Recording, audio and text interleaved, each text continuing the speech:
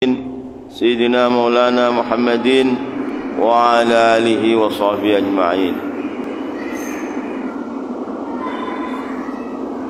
بسم الله الرحمن الرحيم. وروي عن عبد الله بن عمر رضي الله عنهما قال رسول الله صلى الله عليه وسلم: فضل العالم على العابدين 70 درجة ما بين كل درجتين خضر الفرس 70 عاما، وذلك لأن الشيطان يبدئ البدعة للناس ويبصرها العالم وينهى عنها، والعابد مقبل على عبادة ربه لا يتوجه لها ولا يعرفها. رواه الأصبهاني. Diriwayatkan dari Sayyidina Abdullah bin Umar radhiyallahu anhuma, beliau berkata, bersabda Rasulullah sallallahu alaihi wasallam, kelebihan seorang alim atas orang yang ahli ibadah itu 70 derajat. Di antara satu derajat satu dengan derajat dua itu seperti perjalanan kuda 70 tahun. Mengapa begitu? Karena syaitan adalah membuat bid'ah kepada manusia, maka orang alim mengetahui bid'ah itu, maka orang alimlah yang melarang daripada bid'ah itu. Sedangkan orang ahli ibadah, dia hanya menghadap ibadah Tuhannya, dia tidak mengerti, tidak bisa mengarahkan untuk melarang bid'ah, tidak bisa. Rahul Asbihani. Wa ruwiya Nabi Hurairah 'an Nabi sallallahu alaihi wasallam qala: ma ubidallahu bi syai'in afdala min fiqhin fid din wala faqihun wahidun asyaddu ala syaitan min alfi abid wa likulli syai'in imadun wa imadu hadha ad-din al-fiqhu. Qala Abu Hurairah: la najisa sa'atan wa faqiha ahabbu ilayya min ahya lailatul qadar. Rawahu al-Baihaqi. Diriwayatkan dari Sayyidina Abu Hurairah radhiyallahu anhu dari Nabi sallallahu alaihi wasallam, Nabi bersabda, belum pernah Allah disembah dengan sesuatu sesembahan yang lebih utama daripada faham agama. Jadi belum pernah Allah disembah dengan ibadah sesiapapun, belum pernah dengan sesuatu ibadah yang lebih utama daripada faham dalam agama.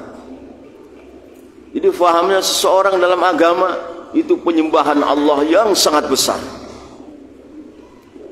Apalagi faham dalam tauhid. Orang yang faham dalam tauhid itu hatinya telah dibuka oleh Allah dengan basirah. Seolah-olah Allah itu kelihatan, ayanan. Seolah Allah itu kelihatan dengan basirah, bukan dengan mata. Karena anta'budallah ka'annaka tarahu. Sepertinya itu dari basirah, dari futuh. Seolah-olah Allah kelihatan. Gak bisa disifati sangin besarnya Allah, sangin sucinya Allah gak bisa disifati, sangin luhurnya Allah gak bisa disifati, gak bisa. Walaupun tahu, hatinya tahu, basirahnya tahu. Nah ini lah, orang yang tidak faham seperti ini dinisbatkan dengan orang yang faham, itu seperti penyembah patung. Seperti penyembah patung. Orang yang tidak faham seperti faham tadi. Jadi hatinya ini yang tahu, hati dan ruhnya melihat Allah. Ayanan, nggak bisa diceritakan, nggak bisa. Sangkin dahsyat. Lah orang yang punya faham seperti ini, dibandingkan dengan orang sebawahnya yang penuh dengan kesalahfahaman. Ini orang berusaha itu bagaikan menyembah patung, ka'abidul asnam.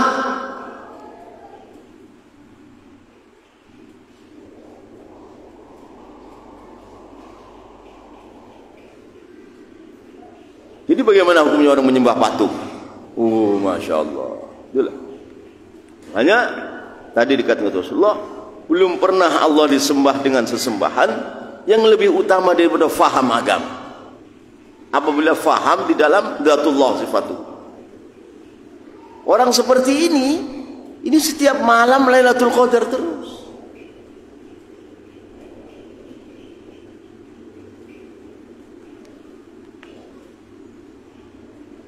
Orang seperti ini walaupun gak jadi imam terus. Karena hatinya yang itikaf kepada Allah orang seperti ini. Orang lain jadi imam itu lafadznya doang.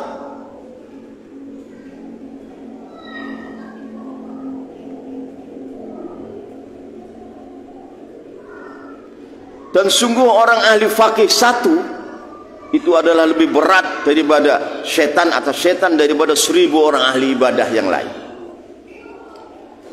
Dan setiap sesuatu itu punya tiang, dan tiangnya agama ini adalah faham agama. Tiangnya dinul Islam ini faham.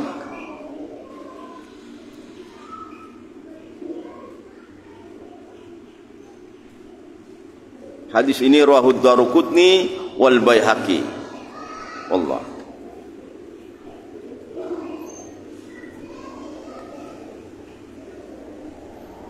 Para jamaah yang dimuliakan Allah Subhanahu wa taala,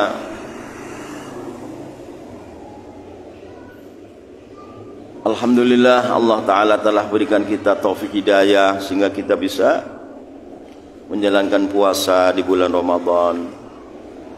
Semoga puasa kita diterima oleh Allah taala, dimaafkan kesalahan kita, dirahmati kita oleh Allah, dan dimerdekakan daripada api neraka. Itqun minan nar. Allahumma amin. Dan Syawal ini adalah maknanya meningkat.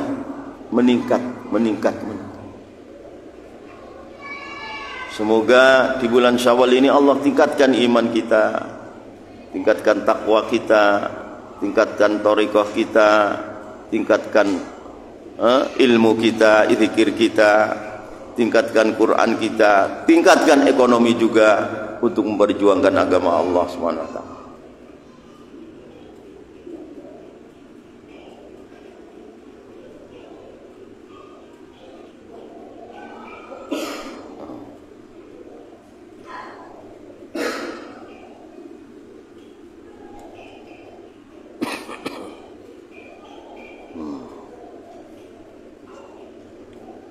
Bismillahirrahmanirrahim.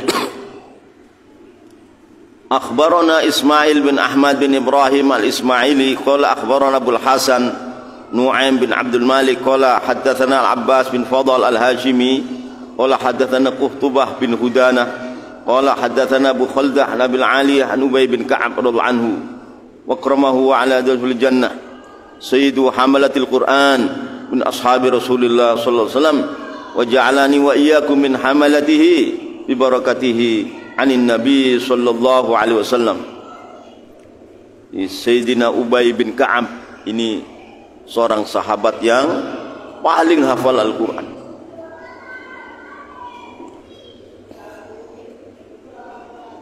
Pak Kiai Umar ini termasuk ulama yang menggagas bagaimana pesantren-pesantren ini yang namanya menghafalkan Quran 30 juz ini satu kurikulum yang wajib. Harga mati. Pesantren-pesantren ini menghafalkan Quran 30 juz ini harga mati.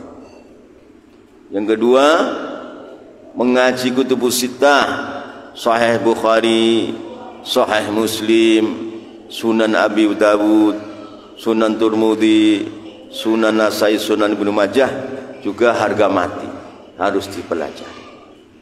Yang ketiga, kepemimpinan dalam pondok itu secara khilaf. Kalau seorang pengasuh pondok meninggal, ulama musyawarah, istikharah dengan ikhlas. Siapa yang menggantikan, yang mampu menjayakan pondok? Tidak dengan cara dinasti. Jangan dinasti. Kalau dinasti habis. Sudah kelihatan sekarang dinasti kakak, ayahnya, anaknya, cucunya, buyutnya habis, tak kuat. Dan dinasti itu tidak dicintai oleh Allah, tidak dicintai. Dinasti itu adalah cara-cara yang salah. Yang diridhoi oleh Allah itu caranya khilafah, bukan dinasti. Ya, tiga. Yang keempat, umat Islam yang kaya menyediakan perpustakaan yang besar untuk melayani ulama. Apabila 4 ini ada di tengah-tengah umat, maka insya Allah akan ada kejayaan Islam. Ini harus ditanamkan di dalam hati kami. Yang kedua, Pak Kiai Umar ini termasuk ulama yang menggagas tentang masjid. Masjid itu Jum'ahnya, khutbahnya jangan diterjemah. Jangan diterjemah. Bagaimana kalau yang dengerin gak paham, gak apa-apa, sah di dalam itu Fathul Wahab. Karena walaupun tidak paham, dia tahu pendengar dalam khutbah itu, dia paham bahwa si khotib itu sedang nasihati. Itu cukup. Satu. Yang kedua, kalau terawih itu jangan pakai al-hakumut, pakai 30 juz. Yang ketiga, masjid itu ada yang selalu iktikaf. Apabila masjid ada hal 3 seperti ini, akan ada kejayaan Islam. Kalau 3 ini tidak ada, maka ibadah dalam masjid itu rutinitas. Rutinitas, sekedar gugurakan kewajiban. Kalau ini dibiarkan, pasti orang kafir akan menjajah. Hadirin yang dimuliakan Allah Subhanahu wa taala, inilah 3 poin dalam masjid, 4 poin dalam pesantren. Ini harus difahami oleh kamu, oleh kita, oleh umat Islam, supaya ada kejayaan Islam, supaya ada kejayaan pondok pesantren, supaya ada kejayaan masjid-masjid kita. Anin Nabi dari Nabi sallallahu alaihi wasallam fi qalihi lilladzina ahsanul husna wa ziyadah. Lilladzina itu bagi orang-orang ahsanu, yang telah berbuat baik, ialah alladzina al-husna, adapun surga, wa ziyadah dan tambahan. Apa ziyadah? Ay an-nadharu, dengan arti melihat, ila wajhillahil karim, kepada wajahnya Allah yang maha mulia.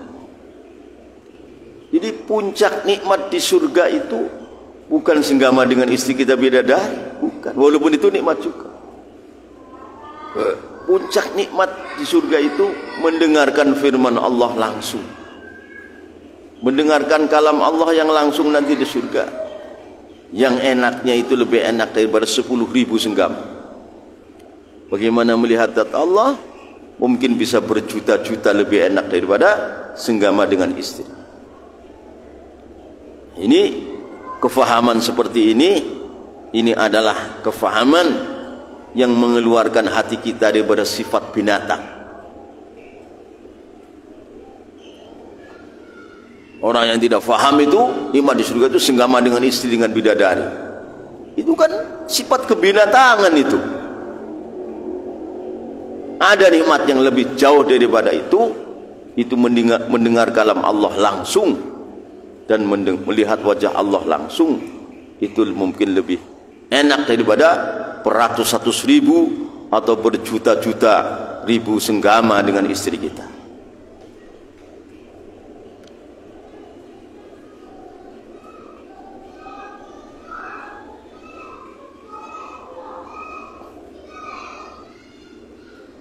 Wallahu a'lam. Sedikit lagi mau khatam.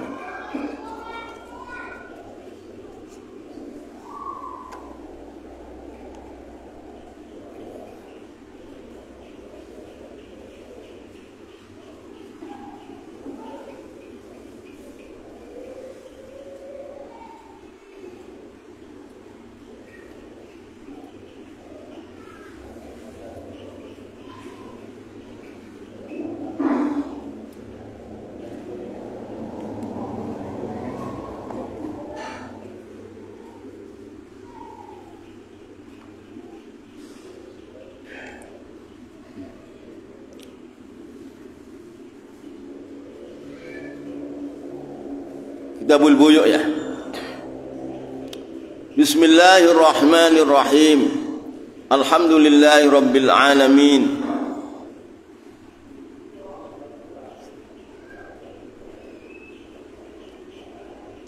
Wa bihi nasta'in ala umurid dunya wad din. Wassalatu wassalamu ala asyrafil anbiya'i wal mursalin. Sayyidina wa maulana Muhammadin wa ala alihi wa sahbihi ajma'in. Kitabul buyu' wa ghairiha minal muamalat. Kitabul buyu' ay hadza kitabul buyu' itu kitab menerangkan tentang jual beli. Wa ghairiha dan selain buyu' minal muamalat, daripada muamalat, hubungan antara manusia dengan manusia dalam masalah ekonomi. Karena saking hebatnya Islam itu menata kepada seluruh kehidupan manusia. Apabila kerjanya benar, kamu jadi kuli yang benar, jadi bos yang benar, jadi pedagang yang benar, jadi pembeli yang benar, netepi hukum-hukum fikih, maka hartanya halal. Apabila harta halal dimakan kamu, masuk ke perut kamu, masuk ke perut anak kamu, istri kamu, maka enteng untuk ibadah. Ibadahnya enteng. Itu makanan yang halal tadi masuk ke perut kamu, ke perut istri kamu, anak kamu, jadi otak, jadi watak, jadi karakter, jadi tenaga. Maka selalu karakter ini cenderungnya yang hak. Cenderungnya yang hak. Maka untuk ibadah enteng, untuk kebaikan mudah. Tapi wal iyadu billah, tsumma liyadu billah, tsumma liyadu billah, kalau yang dimakan kita haram atau syubhat, yang dimakan kita haram atau syubhat, masuk ke perut kita, ke perut anak kita, istri kita, maka kita malas ibadah, abot ibadah, andaikan ibadah pun tidak diterima. Ini makanan ini lama-lama jadi tenaga, jadi karakter, jadi otak, jadi titik pemikiran, maka mulai mencong,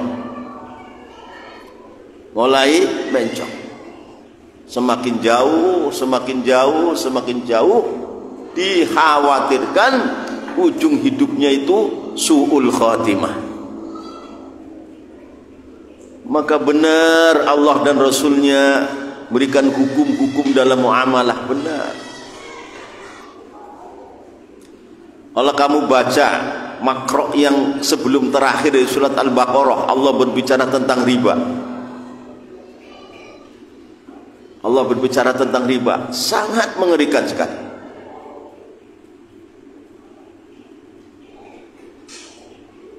Wa man ja'ahu mau'izatun min rabbih fantaha falahu ma salaf wa amruhu ila Allah wa man 'ada fa ulaika ashabun nari hum fiha khalidun. Barang siapa datang peringatan kepada dia dari Allah tentang riba, datang nasihat dari Allah lewat Quran dan hadis tentang riba, fantaha, berhenti, udah, saya sudah nggak riba lagi. Falahu ma salaf, maka harta yang lewat bisa digunakan, ribanya dibuang. Tapi waman ada, kembali lagi ke riba, waman ada faulaika ashabun nar. Orang kembali riba lagi, itulah penghuni neraka kata Allah. Enggak dimaafin, enggak. Faulaika ashabun nari hum fiha khalidun. Maka itulah bahayanya muamalah kalau kita remehkan, kalau kita gitu.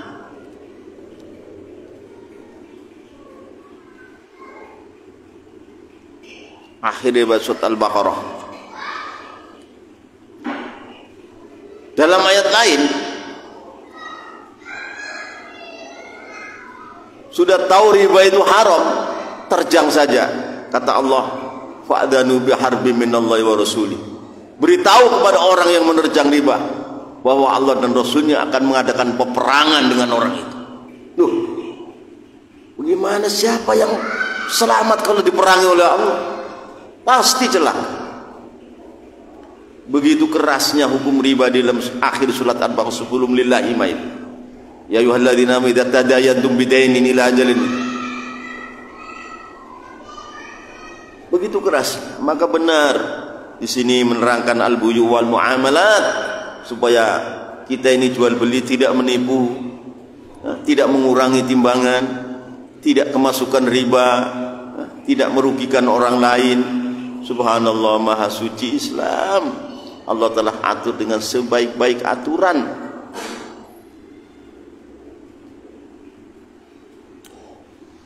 Al-buyu'u, adapun jual beli, salah satu asya, itu ada 3 perkara.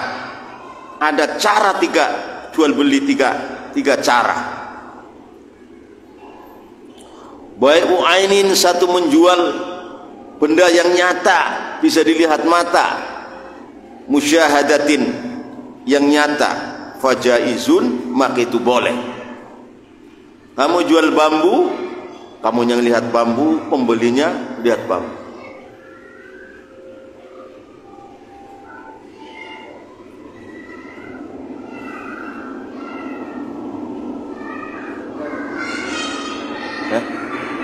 Hah?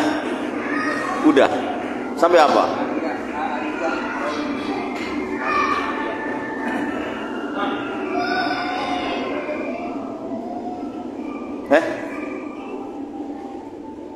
Sudah.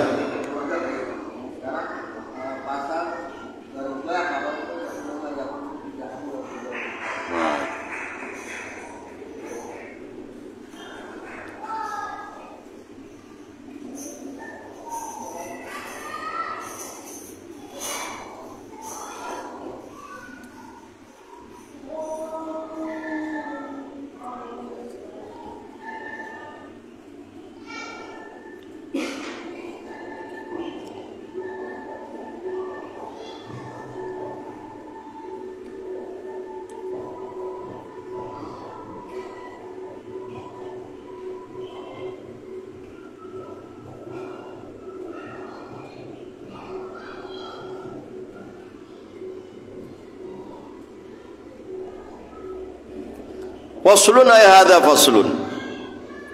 War riba, adapun riba haramun, itu haram.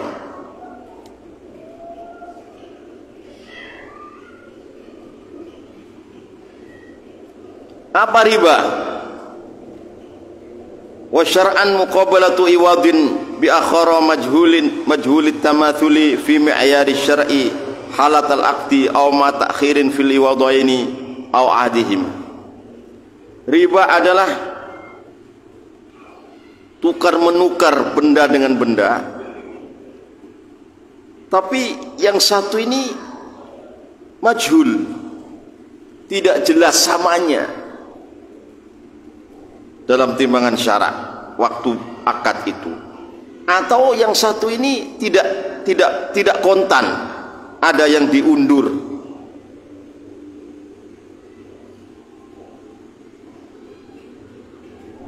Wariba haramun wa innama yakunu, dan berada ialah riba fi dzahabi, itu di dalam emas, wal fiddati, dan perak, wal mat'umati, dan makanan. Ya kalau kita sih orang-orang kaya kita, mana kapan jual beli emas, perak, ya kan? Nah, paling jual beli makanan bisa terjadi riba. Dan jual beras 50 kilo dibeli dengan beras lagi, tentunya berasnya beda. Jagung dibeli dengan jagung lagi. Tapi ya nggak terjadi juga antara kita seperti itu.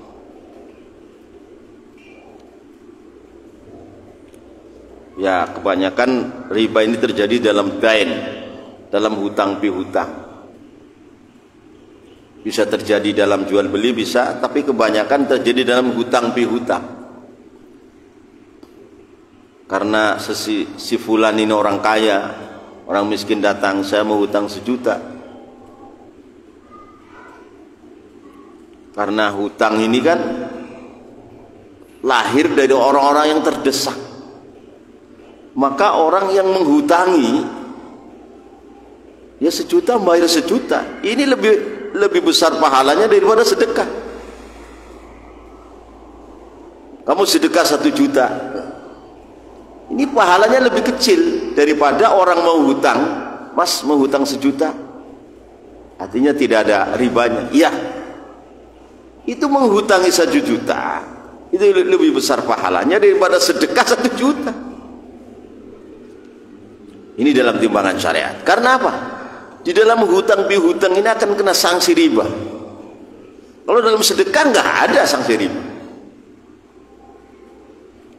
Maka orang-orang yang fasik nanti ditambahin nyaurnya. Nah, ini mulai tambahin nyaurnya.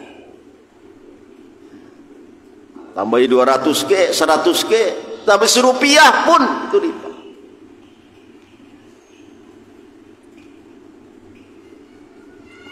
Maka Masya Allah, orang-orang yang jauh daripada ulama, kalau kamu kan dekat ulama, dekat musola, ya mungkin gak begitu. Yang jauh dari ulama, ya kan, jauh dari pengajian, ya pasti nanti awas ya, ada.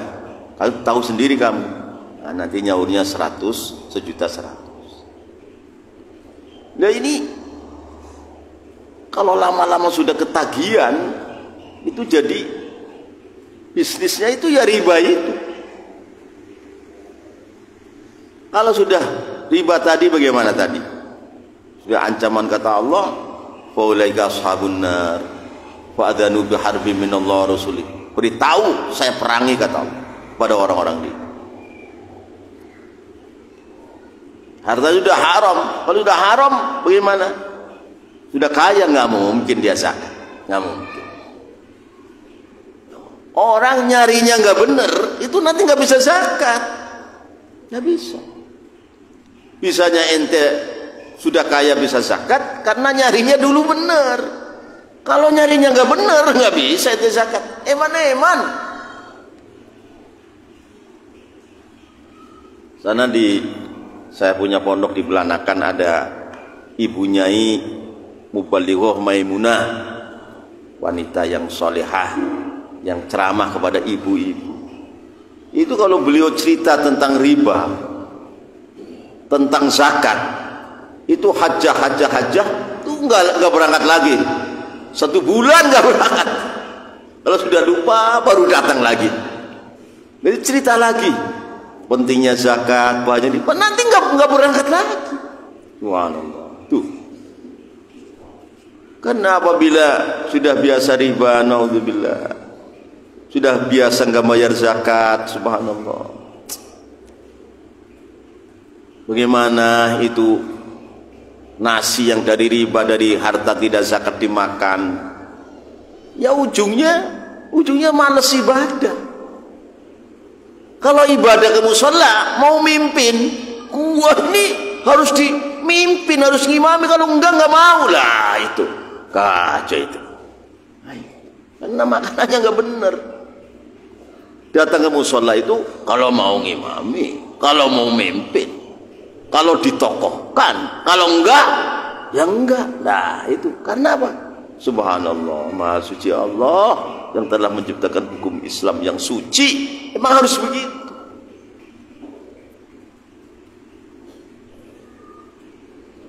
Nah sekarang umat Islam tertindas ekonominya, apa penyakitnya? Satu, apa? Orang kayanya nggak zakat, udah itu aja.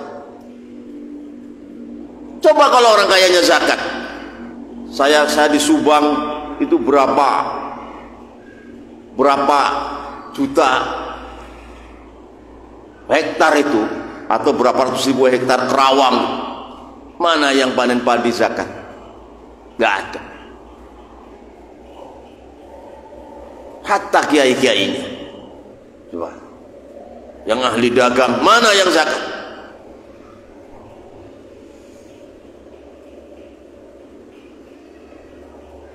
Ini maha suci Allah yang telah menciptakan hukum Islam suci, maka Islam ini suci.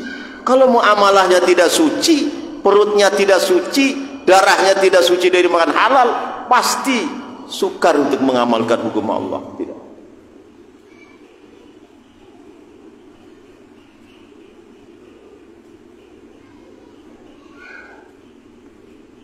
Maka benar baginda Muhammad sallallahu alaihi wasallam, Allah jalla jalaluhu wa amma nawaluhu kirim salam lewat Sayyidina Jibril. Jibril sampaikan salam kepada Muhammad bahwa aku, gunung-gunung yang di Mekah akan saya bawa ke Madinah, kepada Muhammad akan saya jadikan emas, intan, permata, biar Muhammad yang paling kaya-kayanya nabi dan rasul. Maka wahyu ini disampaikan pada baginda Muhammad sallallahu alaihi wasallam. Baginda Muhammad musyawarah dengan Jibril, ya Jibril, asyir ilayya. Jibril, Allah menawarkan gunung di Mekah mau dibawa ke Madinah untuk emas perak untuk saya, biar saya menjadi terkaya-kayanya nabi dan rasul. Bagaimana isyarah engkau Jibril pada aku?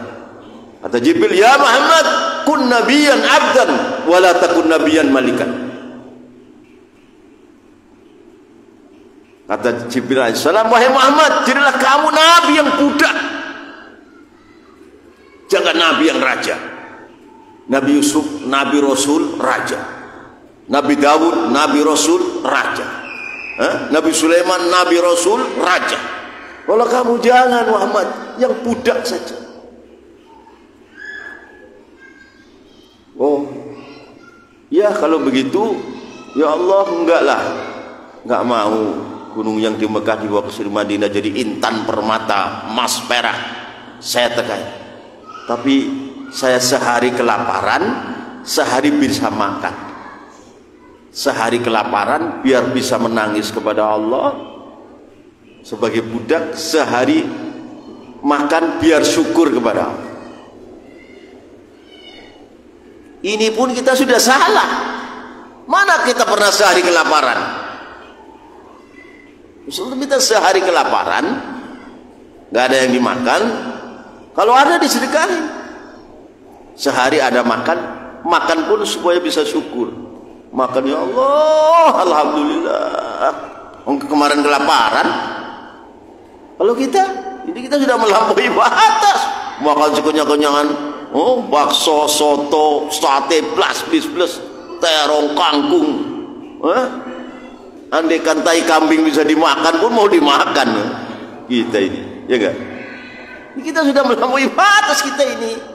Kita ini bagaikan makmum kepada Rasulullah, tapi kita di depan Rasulullah. Ini makmum di depan imamnya ini.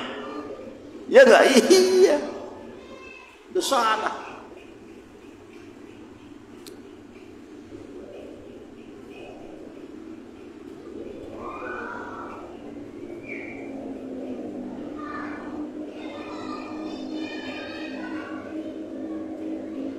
Walanya juzu, dan tidak boleh bai'udz zahab, ialah menjual emas, bidzahabi, dibeli dengan emas.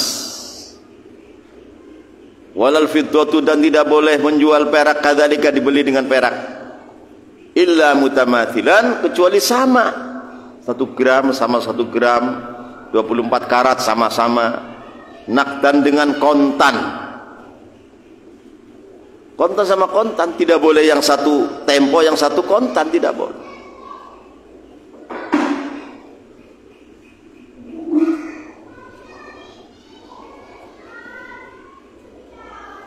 Wala, dan tidak boleh bai'uma, ialah menjual sesuatu, ibta'a, yang telah membeli adalah seorang hu kepada ma, hatta yakbidha, sehingga menerima ialah seorang hu kepada ma. Jadi misalkan kamu menjual sarung kepada Zaid, saya jual kepada kamu sarung. Nah, si sarung ini belum diterima oleh Zaid, belum. Kata Zaid, saya jual sarung itu kepada si Ali. Nggak boleh, harus diterima dulu. Diterima, namanya yakbudohu, tampan tinampanan. Jadi kamu akan menjual sesuatu, kamu sudah diterima dulu. Misalkan, wahai Zaid, saya jual kepada kamu sarung 100.000. Nih sarungnya, saya tampanin. Ya, sarung nih, ini bayarnya. Nah sudah itu terserah Zaid mau jual, boleh. Tapi kalau Zaid belum menerima si sarung itu, Terus kata Zaid, ya udah sarung itu akan saya jual lagi. Bagaimana? Ini tarik-tarikan hak. Nggak boleh. Nggak boleh.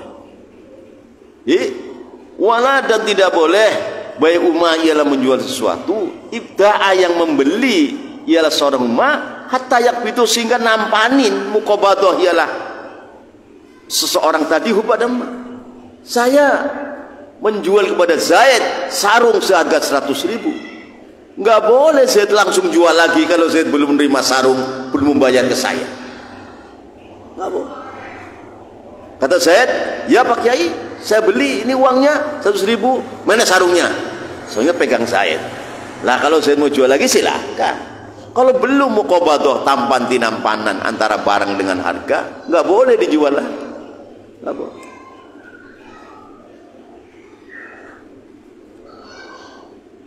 Kalau di desa banyak, artinya belum ditampan udah dijual lagi. Orang yang ahli dagang, padi sedang mahal, saya jual kepada Zaid 1 ton. Zaid, berapa maunya? 2 juta. Belum ditampanin itu berasnya, Zaid sudah jual lagi karena sedang mahal sih. Jual lagi. Itu tidak boleh.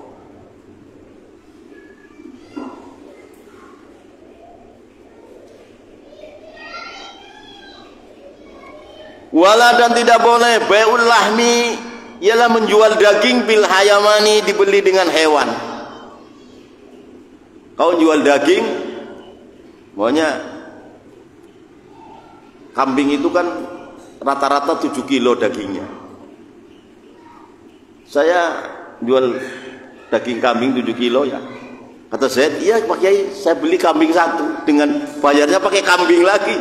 Bagaimana? Nggak boleh begitu. Nggak boleh.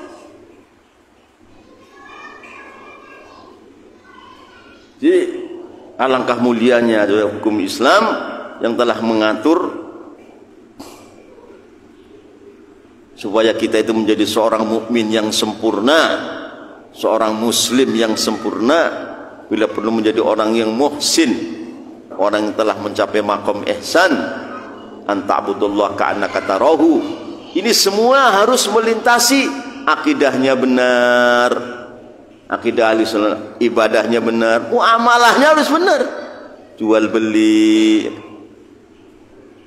sebagai bos bagaimana tidak menyanyiakan majikan, tidak memperalat anak buah jangan nyuri waktu, muamalahnya benar, munakahahnya harus benar.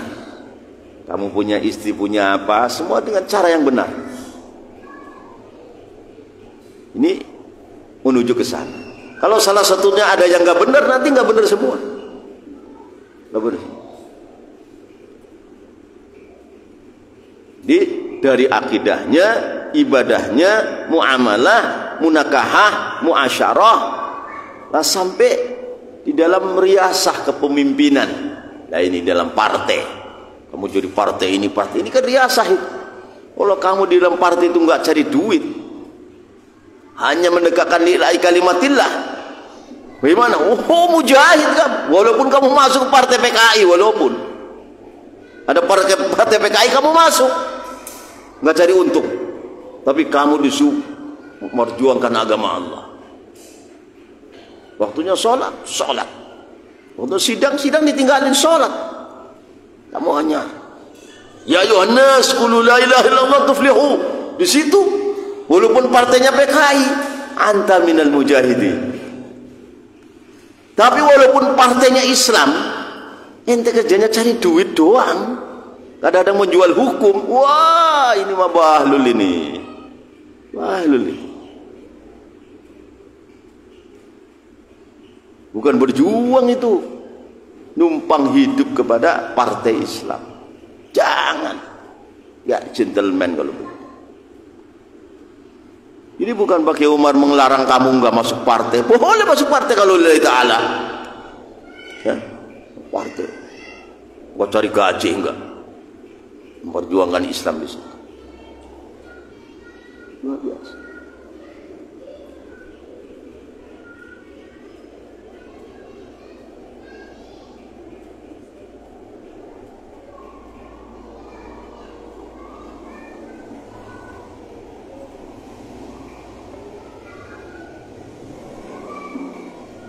Mungkin insyaallah kita memulai ini dengan hidayah taufik daripada Allah dan rahmatnya, kita bisa memulai ngaji lagi untuk mencari ridha Allah, mencari ilmunya Allah, untuk menyebarkan hukum Allah supaya kita bisa menjayakan Islam. Insyaallah pengajian kita yang ya begini-begini, semoga Allah terima, terus mengembang. Insyaallah kalau Habibana Habib Salim berkenan nanti Rebo datang, kalau beliau berkenan datang sekaligus halal bihalal Rebo yang akan datang. Jadi mungkin beberapa hari kita akan menghubungi beliau. Rebo yang akan datang beliau rawuh ke sini, beliau yang punya acara lah terserah beliau, tapi kita minta tema halal bihalal.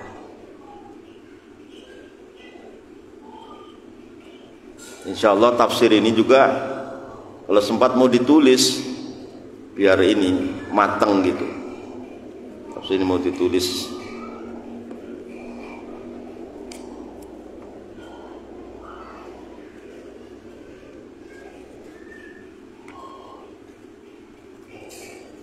Bismillahirrahmanirrahim. Hal ataka hadithul ghashiyah وجوه يومئذ خاشعة عاملة ناصبة تصلى نارا حامية تسقى من عين آنية ليس لهم طعام إلا من ضريع لا يسمن ولا يغني من جوع وجوه يومئذ ناعمة لسعيها راضية في جنة عالية لا تسمع فيها لاغية فيها عين جارية فيها سرر مرفوعة وأكواب موضوعة ونمارق مصفوفة وزرابي مبثوثة أفلا ينظرون إلى الإبل كيف خلقت وإلى السماء كيف رفعت وإلى الجبال كيف نصبت وإلى الأرض كيف سطحت فذكر إنما أنت مذكر لست عليهم بمسيطر إلا من تولى وكفر فيعذبه الله العذاب الأكبر. Ulama menyurahkan Allahumma ajirna minan nar. Inna ilayna iyabahum thumma inna alayna hisabahum. Allahumma salli ala sayyidina Muhammad wa ashghili zalimin bizzalimin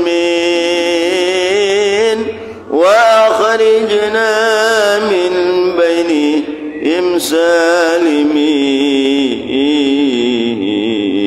وعلى آله وصحبه أجمعين.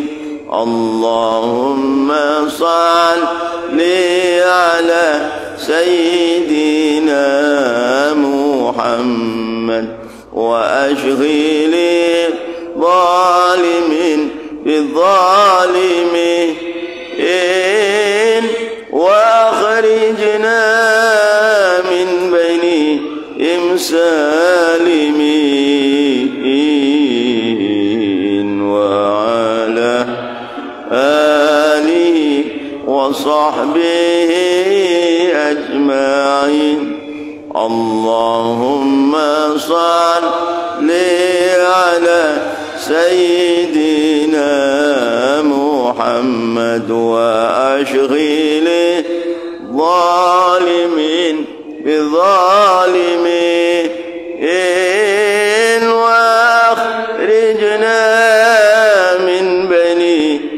سالمين وعلى آله وصحبه. اللهم أصلح ذات بيننا، اللهم أصلح ذات بيننا، اللهم أصلح ذات بيننا وألف بين قلوبنا واهدنا سبل السلام ونجنا من الظلمات إلى النور وجنبنا الفواحش ما ظهر منها وما بطن. اللهم بارك لنا في أسماعنا وأبصارنا وقلوبنا أزواجنا وذريتنا وتب علينا إنك أنت التواب الرحيم واجعلنا